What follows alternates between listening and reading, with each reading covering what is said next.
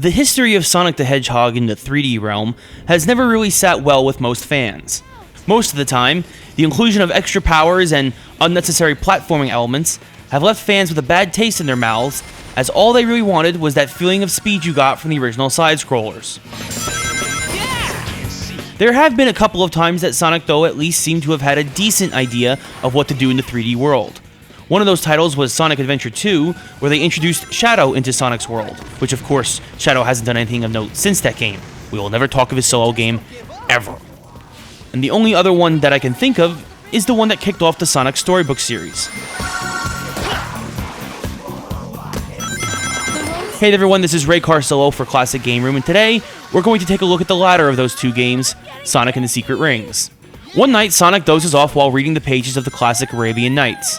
When he wakes up, he is met by a genie similar to one found in the pages of the legendary story, and she speaks of an evil genie named Eraser Jin, who is working to destroy the classic tale once and for all, so he may be free to wreak havoc on the real world.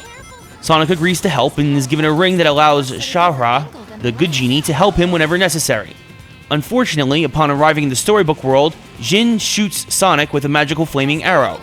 He removes the arrow, but promises Sonic that if he does not collect the 7 world rings for him before the fire of the arrow burns out, his life will be forfeit. Left with no other choice, Sonic's path is laid up before him, and so he must brave this foreign world and save the world of the Arabian Nights, or else both he and his world may be the next victims.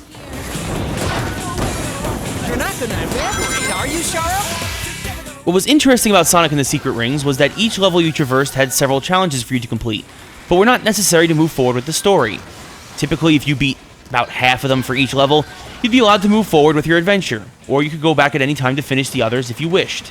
From ring collection, enemy destruction, and the classic time trials, Sonic would face a variety of objectives over the course of the entire game in order to reach the end. Since these extra objectives weren't really necessary though, that freedom also left you with less replay value if you were just into the game for the story itself. Of course, playing and beating more challenges also allowed you more opportunities to earn new abilities for Sonic in the odd addition of an RPG element to the game. The best part of this game though were the peripherals. The graphics worked perfectly with the Wii, and the rich and varied world of the Arabian Nights was beautiful to look at. Add in some shockingly strong voice acting and tremendous music that incorporates a Middle Eastern feel to the classic Sonic rock riffs, and you'll probably be humming the game's theme, 7 rings in hand, long after you've finished playing. The worst part of this game, though, is probably a lot more critical, and that's the controls. With the game using the Wii mote held sideways and basically putting Sonic on rails for many of his levels, the emphasis on just timing when to jump, attack, or change tracks by properly moving the Wii mote takes away a bit of the freedom and exploration you felt when running through all those classic 2D levels that Sonic is best known for. Not to mention, it would probably have been easier just to assign buttons for many of Sonic's actions, but this is proving one of the many problems developers had when the Wii first came out, and that is falling in love with the motion gimmick and forcing it onto us. Despite this, Sonic and the Secret Rings is easily in the short list of his better 3D games. The rich and lush storybook world you find yourself in, along with the compelling story, really shines through in this game. Throw in some classic characters from Sonic lore, getting in on the Arabian theme like Dr. Robotnik. I'll always call him Robotnik because that's what he was when I was a kid, not Eggman. And the look and the feel of the game is very strong, even if the controls fall flat.